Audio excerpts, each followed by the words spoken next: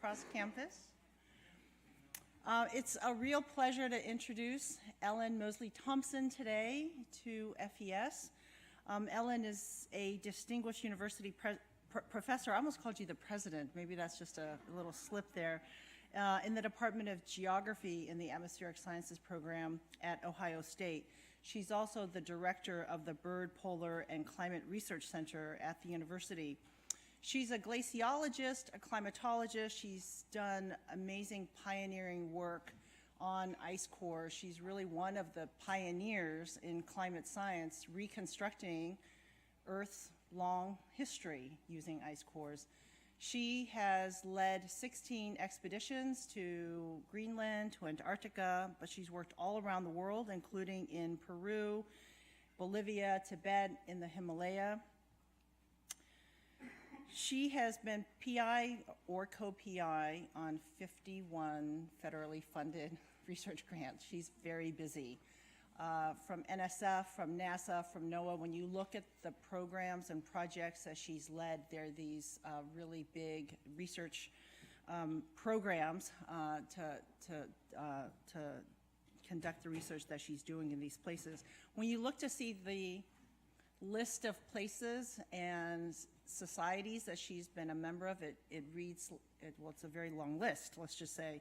She's an elected member of the National Academy of Sciences. She's an elected member of the American Academy of Arts and Sciences, an elected member of the American Philosophical Society, an elected fellow of the American Association for the Advancement of Science, an elected fellow of the American Geophysical Union. She's the recipient of a number of scientific awards and prizes, including the Benjamin Franklin Medal.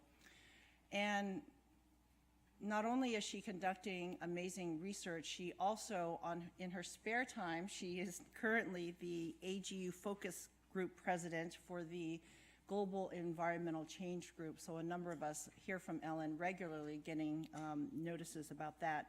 She also served on the NRC committee that produced the report, The Arctic and the Anthropocene, Emerging Research Questions. And I just learned that she and Tom Gradle last century were co-chair of an AGU group together. And I think that Ellen is the only person that we have had come speak who has a cirque named after her in Antarctica for her pioneering work there. Her undergraduate is in physics from Marshall College. She's from West Virginia. She went to Ohio State to get a master's degree in geography. She stayed on at Ohio State to do a PhD in geography, and she's been there ever since. Please join me in welcoming Ellen.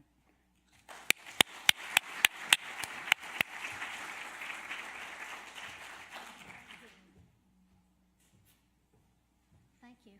I have to turn this on. Is it on now? Have I done it correctly? Can you hear me? Okay, great. All right. Well, thanks everyone for coming. Appreciate it. I guess I'll just get started. I have a few comments, but I'll make them as I go along. So I want to start with this image because it shows the type, I guess you could say this shows our laboratory. These are some of the places where we've drilled ice cores. Bruce Plateau in the Antarctic Peninsula, Desapu, very high, 22,000 feet elevation ice field in the Himalaya, and Crawford Point in Greenland. And as Karen was reading off some of the awards and et cetera, it's really important to realize that very few scientists do their work in isolation. And in fact, the work that I'll be presenting is the collective effort of our team.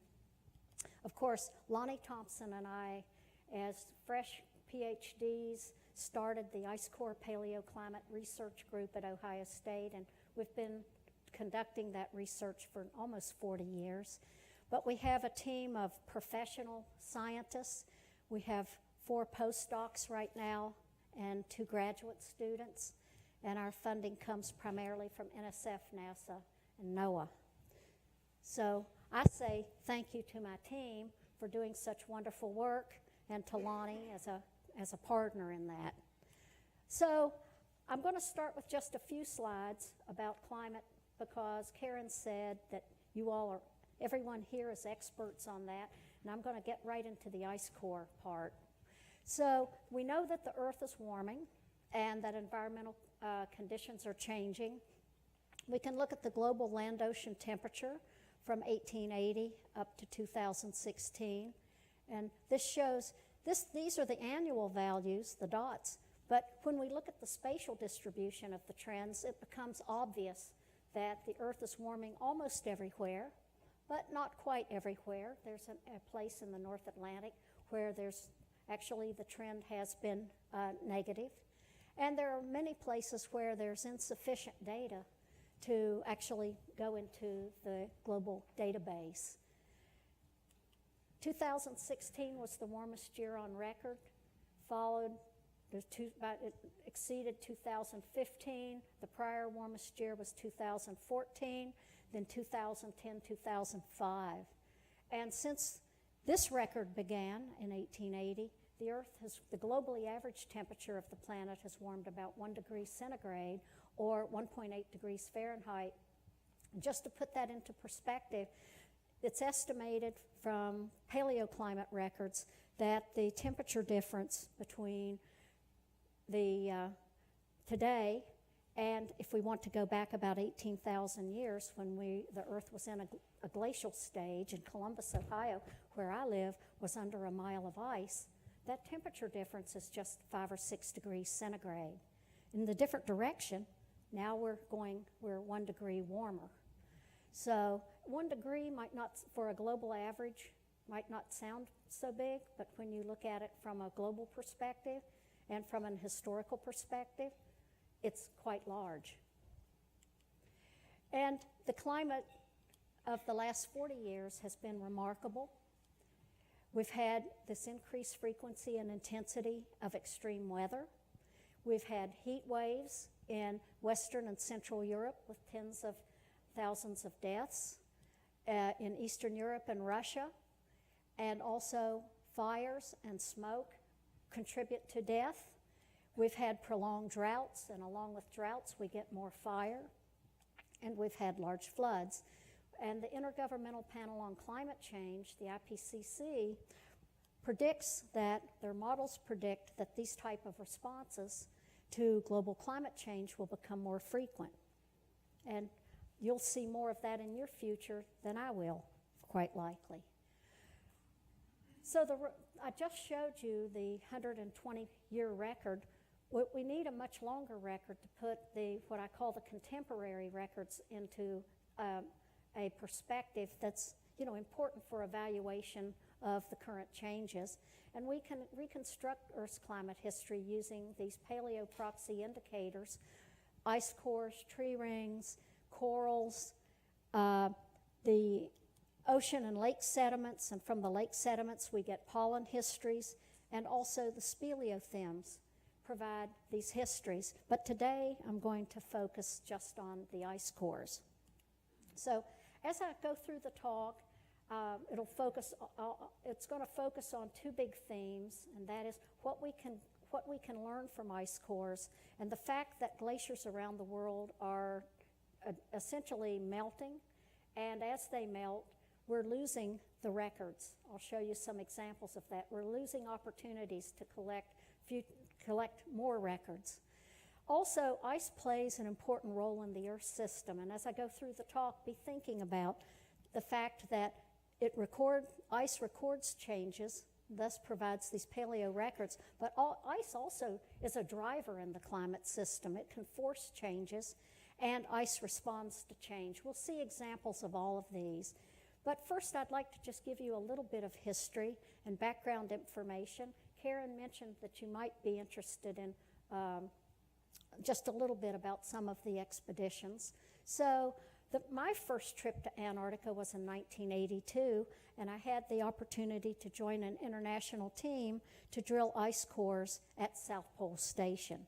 So just to show you and I just want to point out, so here we're in the C-130 aircraft flying up to South Pole. We're flying over the Transantarctic Mountains, coming up on the polar plateau. These mountains look small, but they're actually very tall, but they're bathed in this big ice sheet. And this is the C-130 aircraft that we typically and still use in Antarctica. This is the South Pole Station as it appeared when I was there. It was built in 1974. It's gone. They've put in a nice new station. But at that time, most all of the living activity was under this geodesic dome. Not much fanfare, but the year I was there, that is the South Pole right there, that little stick. And just a quick story, so people pay a fortune to come, rich people, not like us, pay a fortune to come into South Pole, and they get off, spend 20 minutes, jump over to what they call the ceremonial pole with all the flags, get their picture taken, and they never walk, another 30 or 40 feet to see this. And the ice here moves 10 meters a year. So every year the USGS comes in and resurveys the location of the South Pole because it's tied to the continent underneath, not to the ice that's sliding over the continent. What I want to point out too is, let me just go back, is I want you might not see it, but this is a tall derrick. This was the drilling operation that we used in 1982 to collect an ice core to 300 meters, not a very long ice core. Just keep that infrastructure in mind because toward the end I'll show you the infrastructure we use now, much, much better. So Lonnie's first drilling in the tropics was on a place called the Calkaya Ice Cap. This is Lonnie right here as a young man with his team. And this was the first successful drilling to bedrock on a tropical glacier. And it took us 5 years to get this project going because we tried to do the project using the infrastructure, the drills, et cetera, that we'd been using in Antarctica, and we found that it was impossible to get it up to 18,600 feet in the southern Andes of Peru. So we ended up building the first solar-powered drill using these 48 solar panels. How do we get to the other glaciers? Well, we use helicopters. This is in Alaska. We have a single-engine aircraft that we used, and we use the helicopter to sling load a lot of our gear. The Bruce Plateau, where my team drilled in 2010, we used the ski-equipped Twin Otter. And here's another place I've been in Antarctica, Seipel Station, named for Paul Seipel, who was the Boy Scout who went to Antarctica with Admiral Byrd. And this is the close-up showing, you can see the skis here on this C-130. This is what has given the U.S. the advantage of working anywhere in Antarctica. None of the other countries working in Antarctica have these ski-equipped aircraft. If we're working in Tibet, then we use trucks, and the trucks often get stuck. So this is a common occurrence here. For the Calkaya Ice Cap, in the early days, we had to use horses. And in northeastern Tibet, man-hauling. So ice cores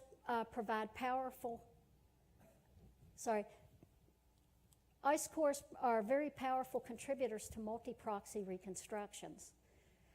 It's important to remember that we've got other systems that provide proxy histories. I talked about those or showed you examples. Ocean cores, lake cores, speleothems, etc. There's no single best proxy indicator.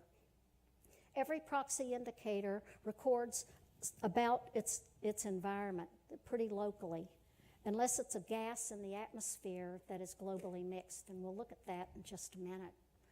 So I'm showing you the two I would say, endpoints for ice cores. So on the left is a photograph of an ice core from the Gallia Ice Cap in northwestern Tibet. And you see a dust layer and then the fairly clean snow and the dust layer. This is an annual layer. And because there's a monsoonal climate there, most of the snow comes in one season, then it's dry, and you get a dust layer. And what's nice is that you can actually count these back in time. It really helps you when you're preparing a time scale for your core, or putting a time scale on the core. This is what a typical polar core would look like. You don't really see anything at all. And yet there's a tremendous amount of information that comes from the polar cores. So for example, we use the oxygen and hydrogen isotopic ratio as a proxy for temperature. We can measure the chemistry of the ice, and that reflects the chemistry of the atmosphere. Net accumulation, we can determine how much snow fell in a given year, again, by the thickness of these layers. The dustiness of the atmosphere. We can now look at the chemical composition of the dust and determine something about the paleo winds, the winds that brought the dust from its source to the deposition site. We also can extract pollen from ice cores in the lower latitudes. We don't get pollen in the polar regions. That tells us about vegetation changes. We have certain species like sulfate, aerosols, tell us about Earth's volcanic history, and also anthropogenic emissions. And I'll show you some examples of these. But I want to show you probably the single most important, up to date, to now, science is always changing, but the most important record that's come forth has been the record of the gases that are trapped in the bubbles in the polar ice sheets. So here's a photograph. This is actually a photograph I took on the Bruce Plateau, just because it's a great shot showing the bubbles in the ice. This thin section also shows bubbles, but you probably can't see it from back there.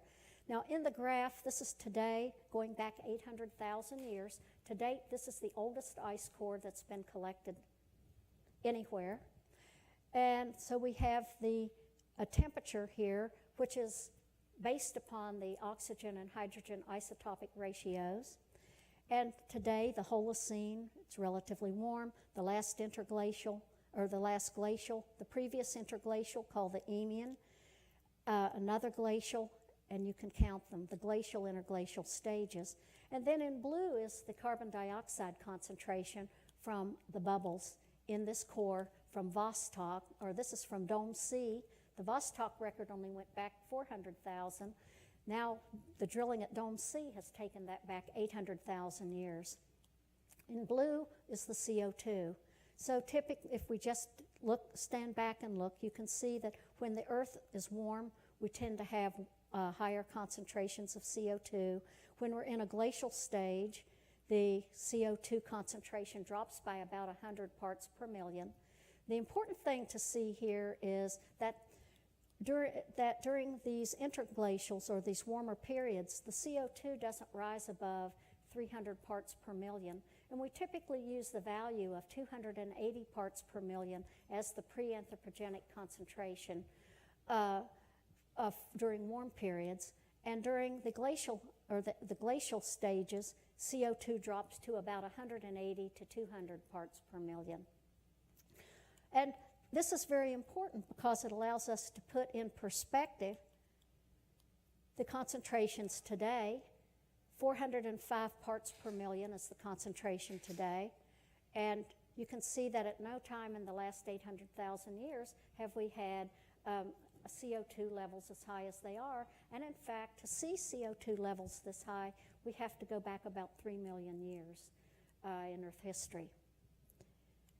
Also, want to point out that the IPC greenhouse gas emissions scenarios suggest that under business as usual, meaning that we don't take measures to reduce emissions and emit as we are today, that the concentration will likely be somewhere in the range of 1,000 parts per million.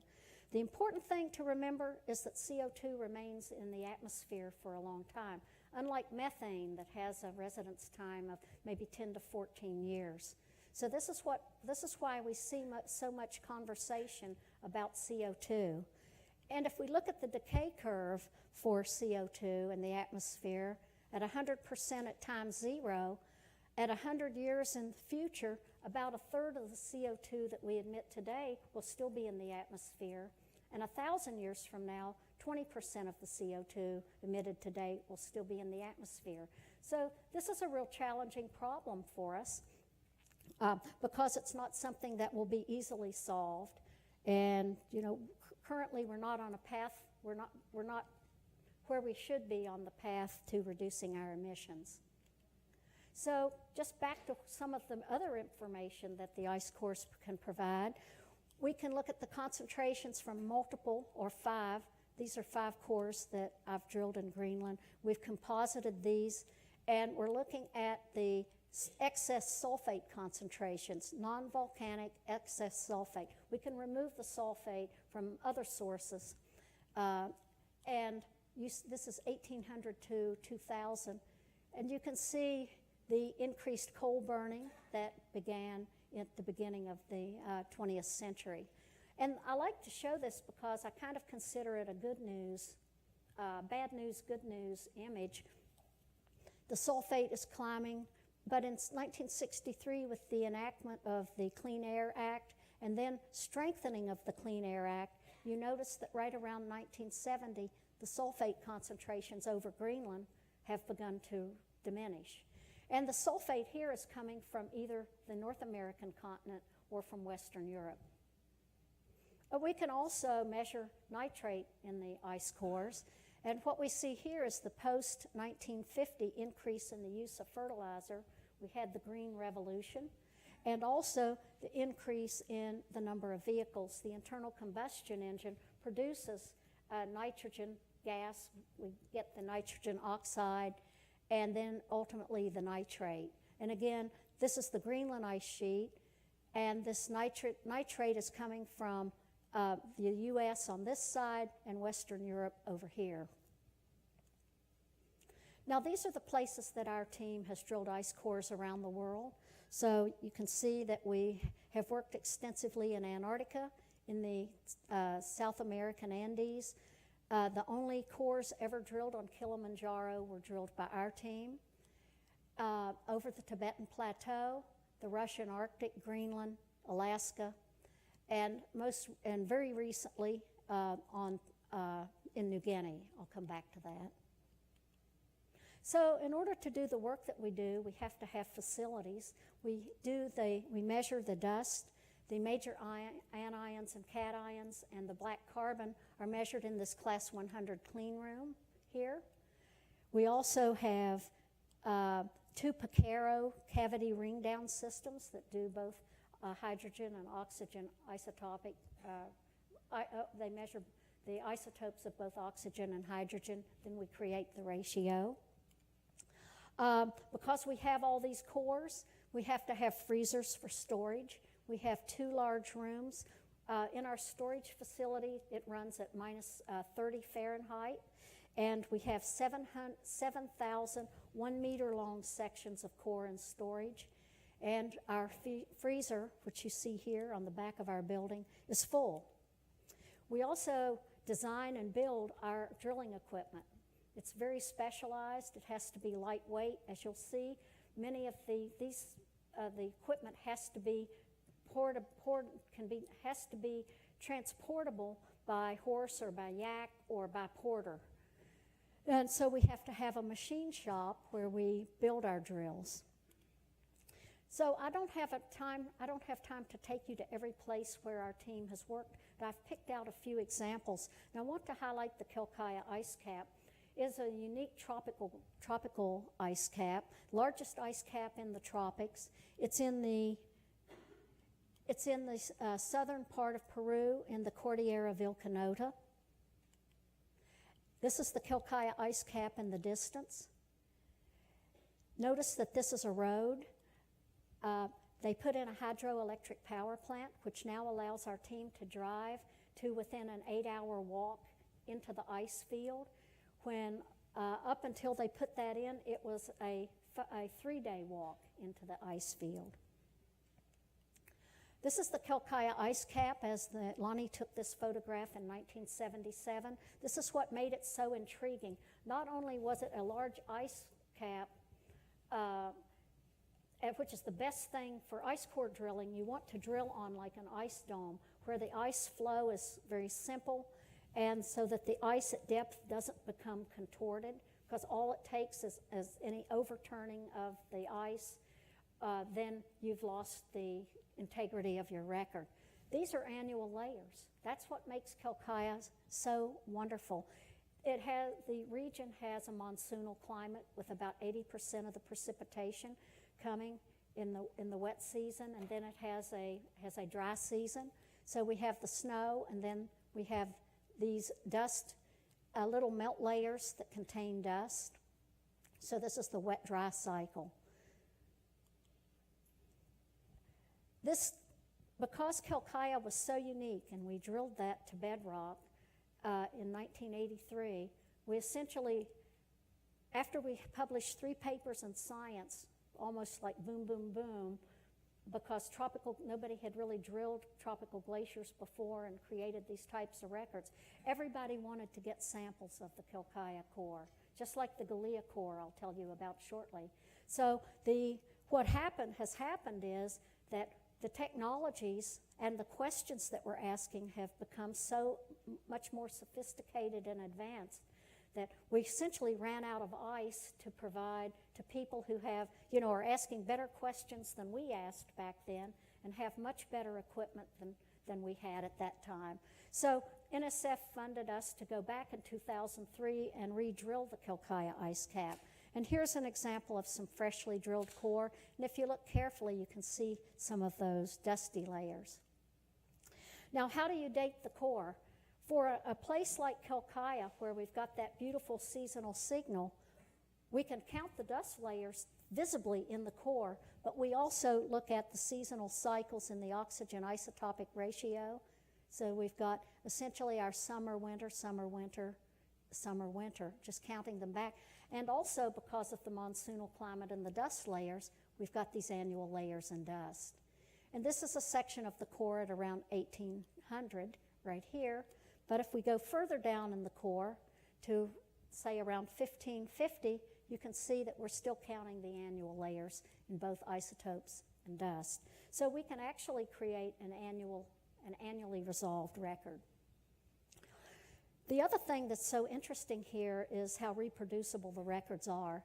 These are the decadal averages over the last 1,000 years from the Calkaya Ice Cap, or from the Calkaya core drilled in 1983, and then the 2 cores, one on the North Dome, one on the Summit Dome, that were drilled in 2003. And the main features have remained the same. This little ice age cooling, the warmth here in what's called the medieval climate anomaly. And what's interesting is that how it's been warmer in the 20th century. And in a minute, let me go to it. Now let's look at the precipitation. This would essentially be the thicknesses of those annual layers.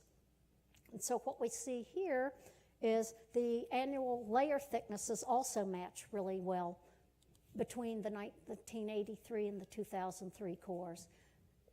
So the little ice age cool period here, the early part of it was moist, wet, and the latter part was dry.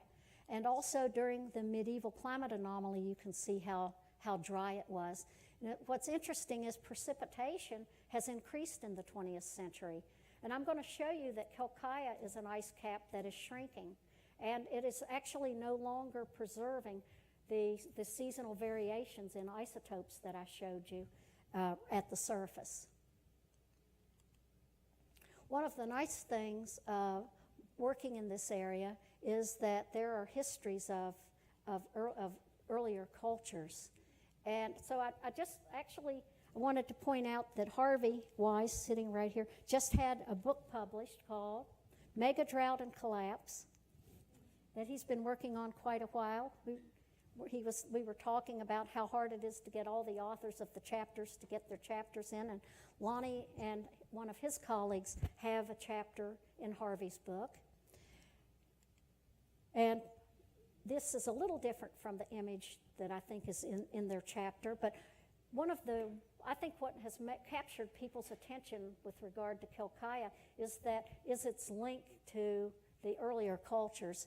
And we'll walk through this in just a second, but these prehistoric Andean cultures tended to rise and to fall with the rhythm of climate change, and particularly the change in the water availability.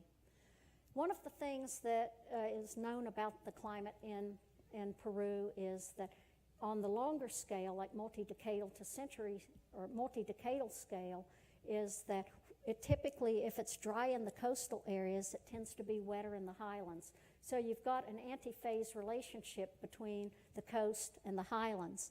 Now remember that Calkaya is recording the climate conditions in the highlands. And so just starting down at the earlier part of the record, say from about 200 to 600 AD, there's evidence of the coastal cultures, not much evidence of the highland cultures, the Mochi in the north and the southern coastal cultures. But as time goes along, now, and at that time, you can see that we had drought in the highlands. But notice now that the highlands are receiving more moisture, and you notice that the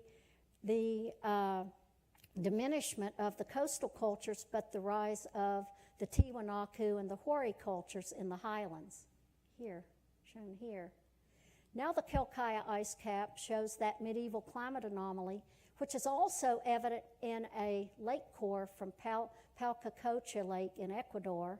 That's here. Then Calkaya showing the dryness this would be dryness in the highland cultures. And you see the Tiwanaku and Hori diminish, and you notice now the Timor culture here along the northern coast and these southern coastal cultures back along the coast. Now the Calkaya Ice Cap, around, 1500 or so, is showing that we have increased accumulation. In other words, it's becoming moist again. We've got more water availability. And that was the rise of the Inca Empire, here, the massive empire, that of course was cut short in 1532 when the Spanish arrived. So you can see that it seems that, these are smart people and they're moving with the water, or in some cases maybe not moving with the water, and then of course the culture collapses.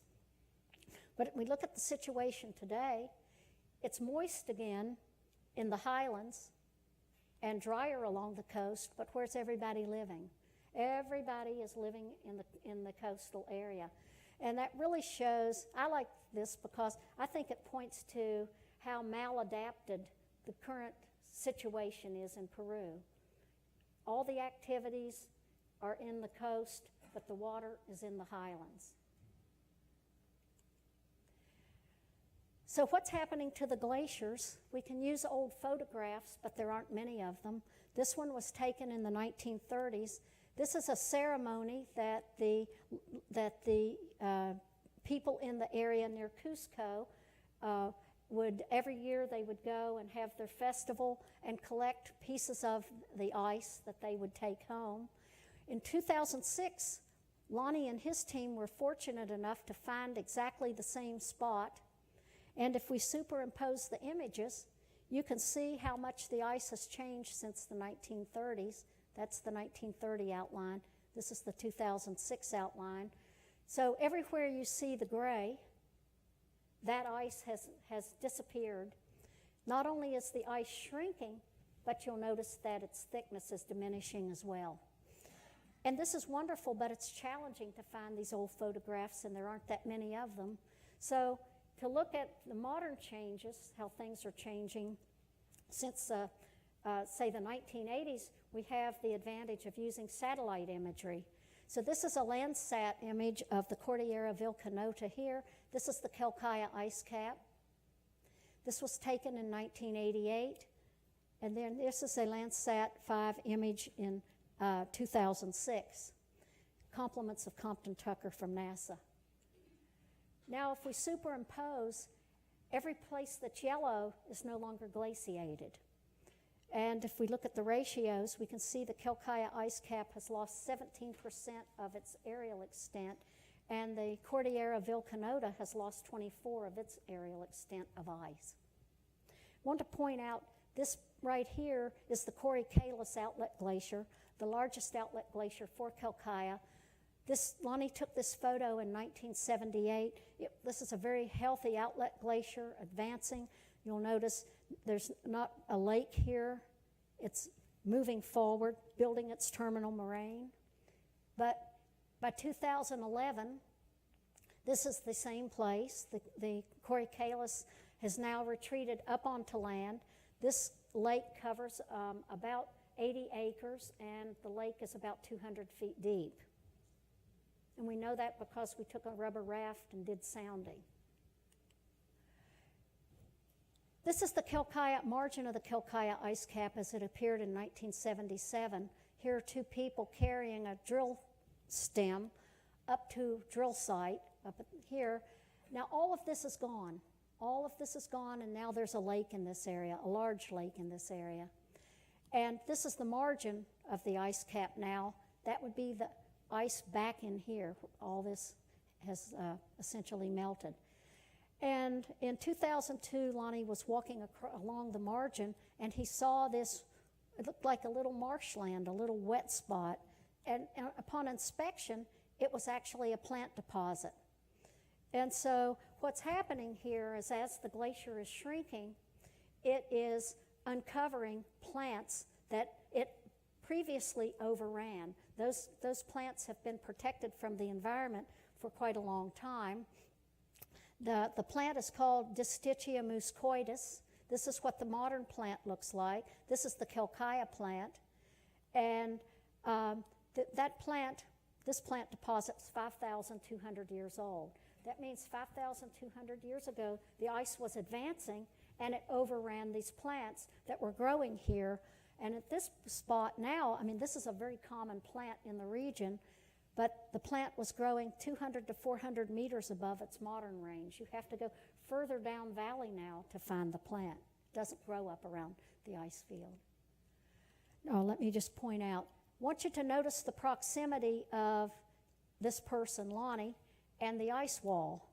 This is 2002. This is 3 years later. This is the plant deposit right here, right here. And you can see it's starting to dry up. And you can see how far back the wall is, the ice wall. This is how fast the Calkaya Ice Cap is retreating. The important message is that Calkaya is not unique. Many of the ice fields, particularly at high elevation in the tropics, are experiencing this type of decline. But the plant story is very interesting. We've continued to collect plants. Lonnie was there last year and collected even more plants. But and collecting, closer to the ice margin, those plants' ages are coming in around 6,000 years, 6,300, the average age for 5 plants collected here. And so what's interesting is it took the ice 1,600 years to advance from here to here, and the ice has retreated in 25 years. So what we're seeing, we talk about rapid climate change. This is a rapid climate change. Now, as I said, proxy records pretty much record what's in the local environment. So what we really, or our team has been working for 40 years, is to have a spatially distributed array of ice core records.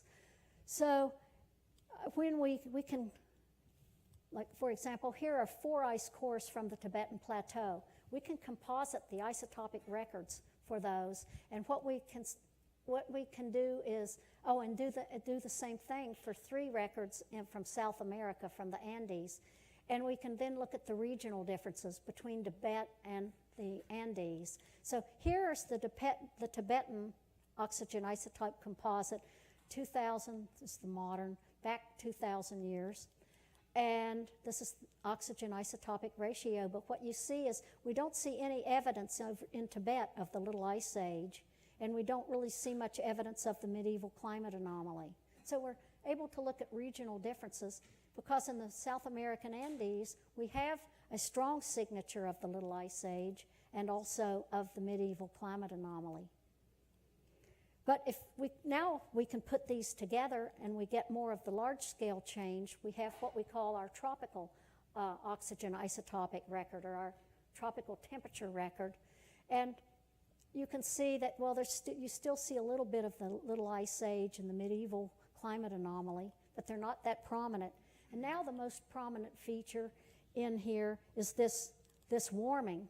And if we compare that to the Northern Hemisphere temperature reconstruction, which is in blue, that reconstruction is based upon largely on tree ring records, but also on some on lake sediment records on glacier, measuring the termini of glaciers.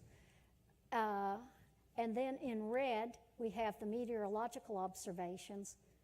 We see the commonality here is actually the warming of the 20th century. It's the biggest signal now.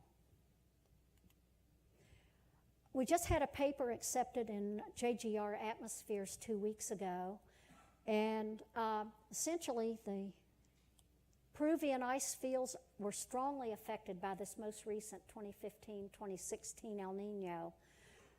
In addition, we had the opportunity in 2016 to go back to Huascaran, which is in the north, it's in the Cordillera Blanca in northern Peru, and collect the 10-meter core, and I'll show you that in just a second.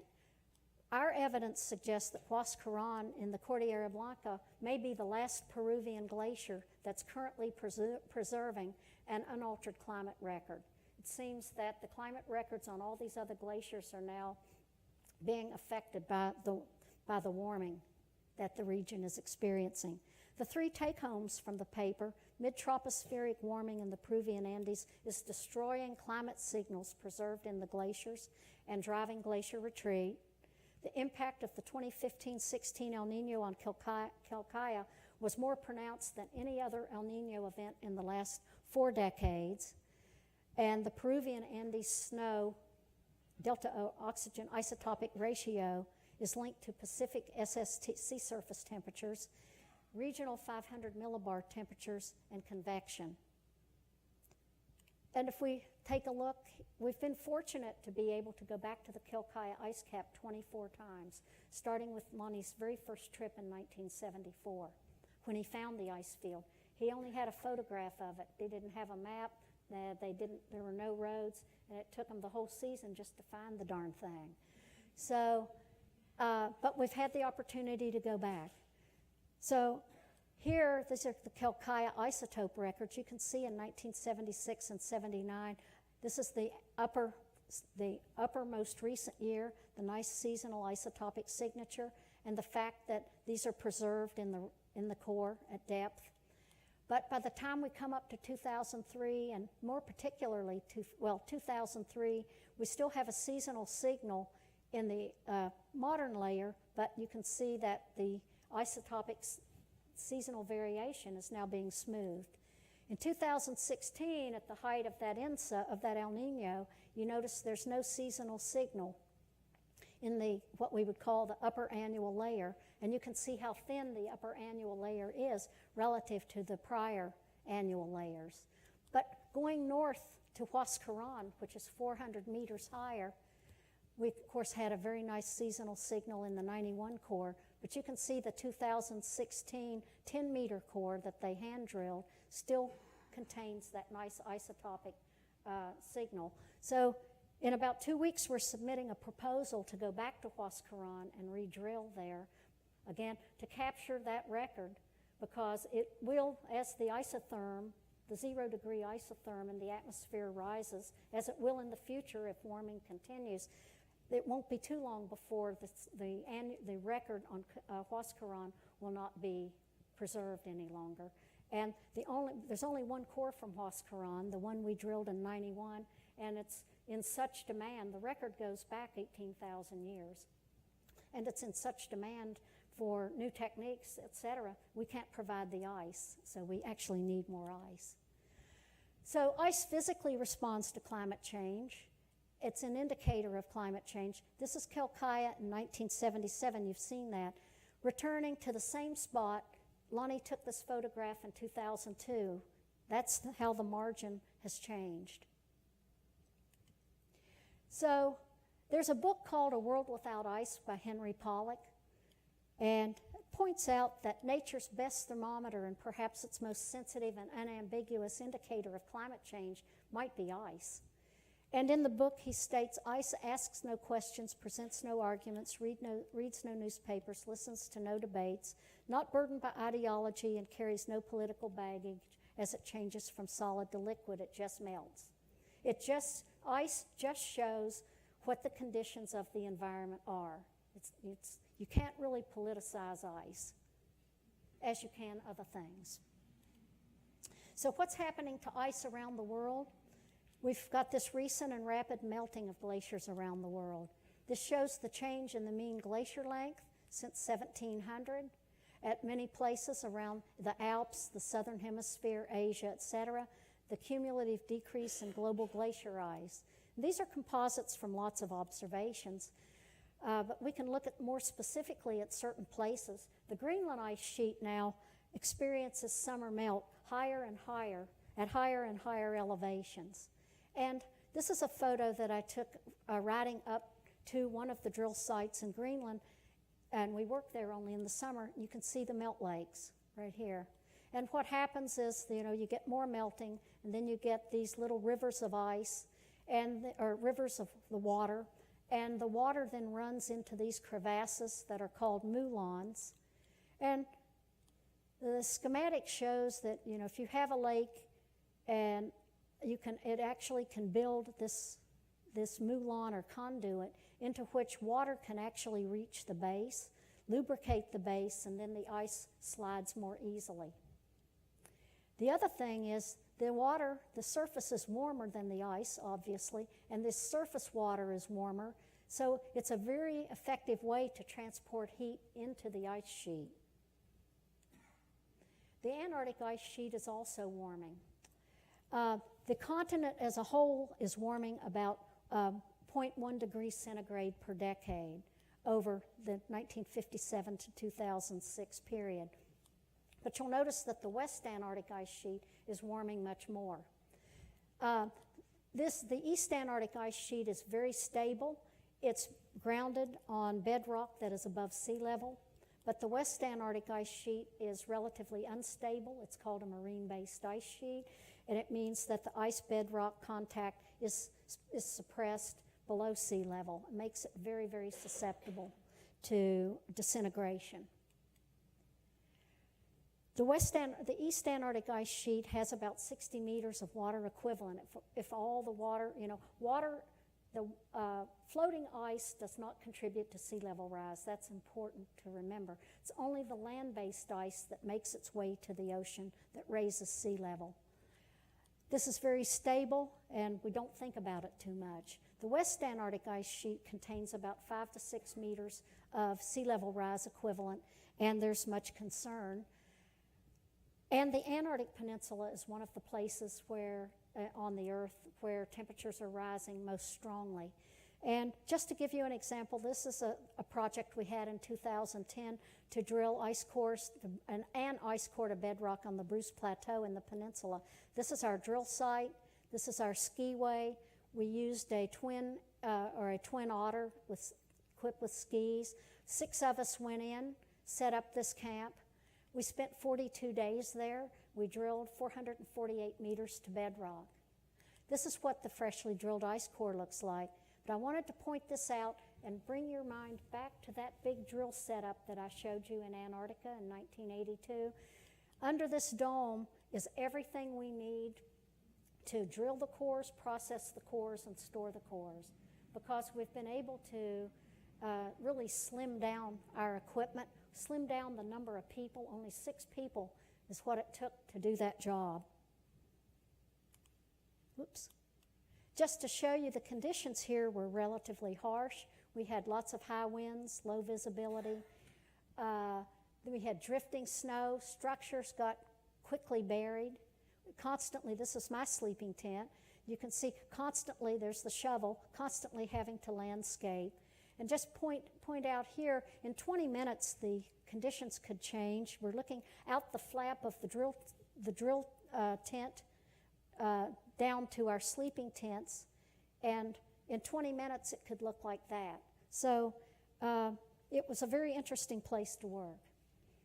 We just had a paper published last year in JGR Atmospheres in which we've reported that we found that the accumulation on the Bruce Plateau provides a nice proxy for the extent of sea ice in the Bellingshausen Sea.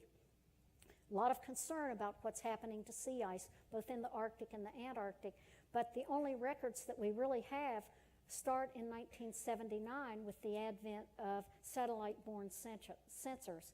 So if we can use these proxy records to reconstruct the sea ice extent, then that's going to be very helpful to know how unique what we're observing today with sea ice, the diminishment of sea ice is. And the key points there were that the ice core-derived accumulation from the Antarctic Peninsula preserves a signal of Bellingshausen sea ice extent. Accumulation and sea ice extent respond similarly to large-scale climate oscillations.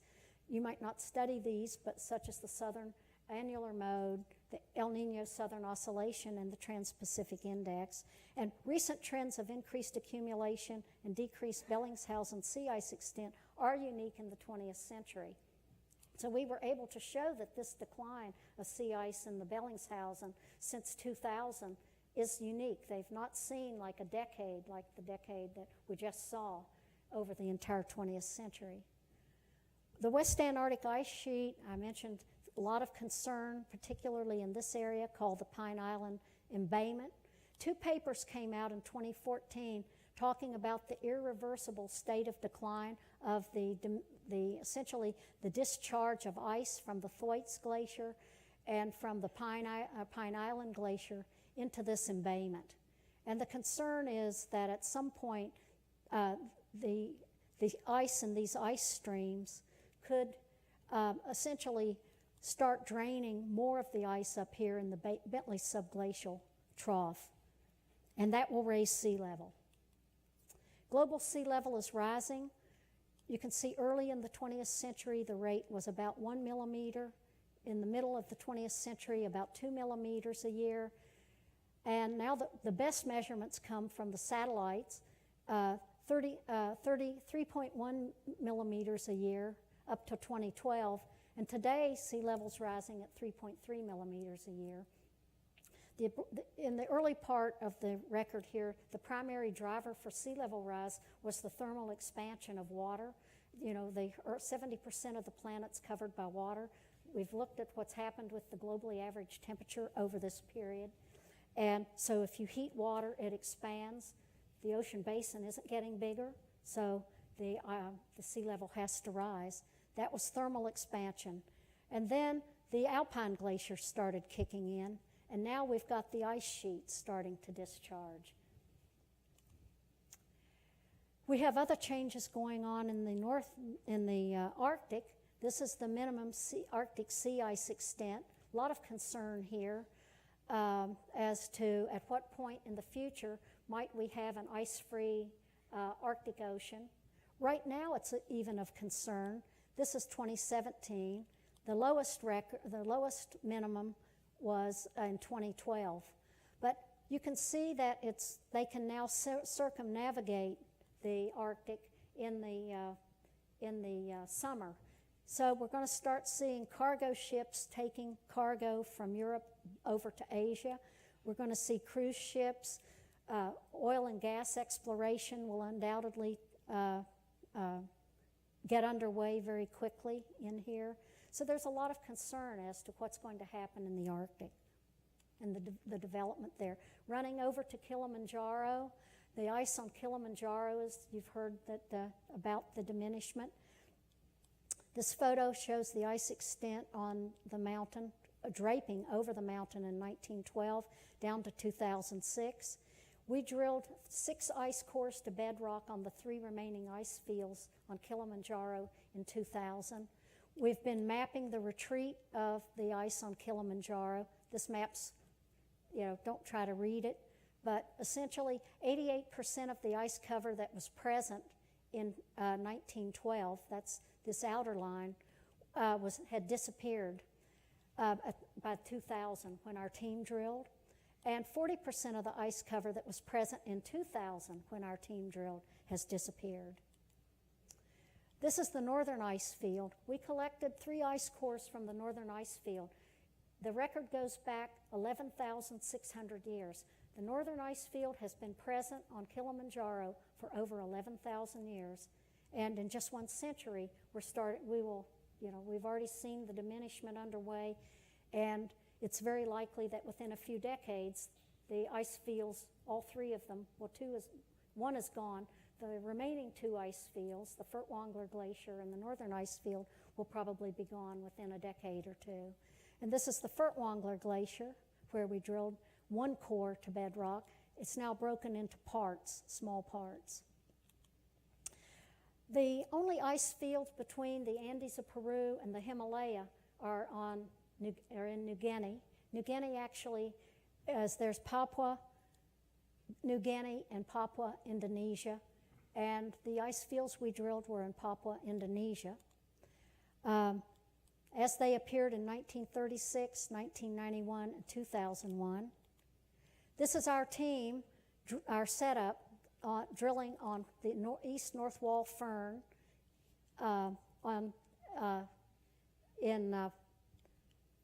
what was I going to say? Anyway, I was going to say something, forgot that. Here's our drill tent. Again, now notice it's even getting smaller. The drills are getting smaller. But, if you're going to go to a place like this, you have to have light equipment. If we look at the maps that have been made of the glaciers, both on Kilimanjaro, shown in red, this is the aerial extent in square kilometers, in red for Kilimanjaro and black for Indonesia, you can see that they're both declining, and probably around 2020 or so, both may be gone. Now this, I'm going to show you, this is where we drilled in Indonesia, or in Papua, and the camp was here, and then people would walk up here to drill. Now, this is 2010. We've taken repeat photographs. This is 2012. You want to look in this area. 2014, and then in 2016. These 2 ice fields are now totally separated. So that's how fast these glaciers are going. And the last place I want to go to is what we call the third pole. This would be to Tibet. It is just like the polar regions. It's high, it's dry, it's cold, and it's affected or threatened by climate change.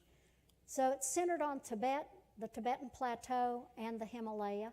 Covers 5 million square kilometers. It's one of the largest glacial stores of fresh water. It's often called Asia's water towers. Now I have on here the major rivers. You can see the Indus River here, the Ganges River here, and the Brahmaputra River here. And these glaciers feed these largest rivers and help sustain 1.5 billion people in 10 countries. So what's happening to the glaciers here? We can look at photographs, the Key Track Glacier, 1921 to 2009, but I want to show you what the ice core records can tell us about the retreat of these glaciers. This is a place in the western part of the Himalaya called Gurla-Mundata, and atop is a glacier called Nanunami Glacier. It's not a trivial ice mass. This is the Nanunami Glacier. This is our drill site out here. Here's a person walking out from the camp on the margin out to the drill camp. We recovered 3 ice cores to bedrock in 2006 at those depths.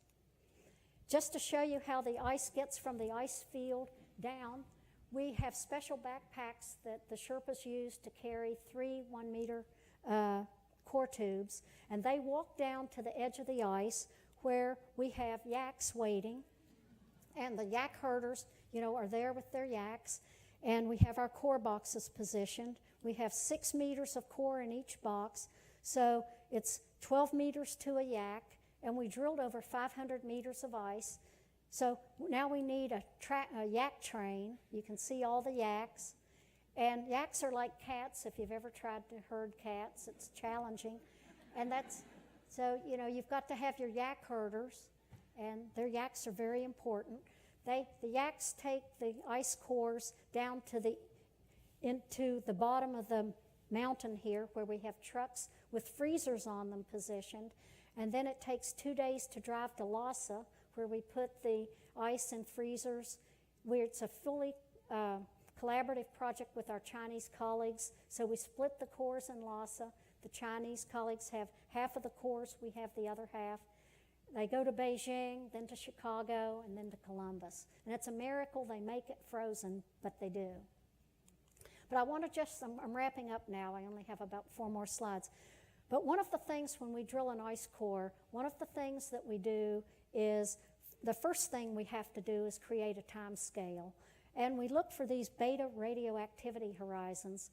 These essentially are the remnants of thermonuclear testing. So in the 1962 and 63, the Soviets had atmospheric detonations that released strontium and cesium into the atmosphere. These tests were in the South Pacific, and they blanketed Asia. And so here, this is 4 of the glaciers that we've drilled in Tibet: Dunda, Galia, Dasapu, Piragangri, and Nanunami. And you can see the 1962 beta peak in all the cores, but not in Nanunami. What that means is the ice that was deposited in 1962 on all these other glaciers and was deposited on Nanunami has melted and it's gone. We can't, there's no 1962 horizon. The other horizon that we look for is the chlorine-36 from the IVI tests. That this would be a detonation at sea level and produces chlorine-36. It goes around the world. Here's China, Kilimanjaro, Peru, Greenland, and the Swiss Alps. They all have the IVI test, but not Nanunami. That tells you that the ice that was deposited between 1952 and 1960, when those detonations were going on, no longer exists on Nanunami. That record is history. It's gone. And this is what's happening with ice in Tibet and the Himalaya. The greatest decline, the circles tell you the rate of the area change in percent per year. So the bigger circles you see in the Himalaya, and as you move north, there's less mass loss. And the IPCC models tell us that under business as usual scenario, we're going to have greater warming actually at high elevation in the low latitudes than we will have at the surface. And the areas where Nanunami, Kilimanjaro, Piragangri, Galia, etc. exist could see warmings of 3 to 5 degrees centigrade. Again, their history for many of these tropical glaciers has already been written. And so with that, I just want to remind you that we do the best we can with the data that we have. Nobody has a crystal ball. We don't know exactly what will happen in the future. We have a saying, and that is that Mother Nature bats last. We don't know what surprises Mother Nature has in store. But for global climate change, nature is the timekeeper, and unfortunately, we can't see the clock. So I'll just close with that.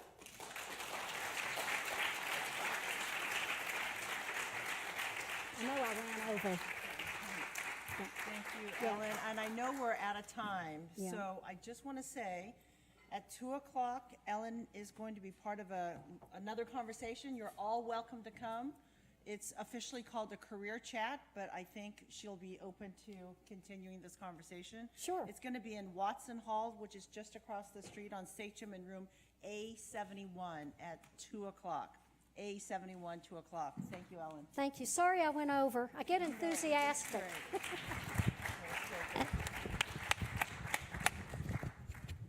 All right. I see a class coming in.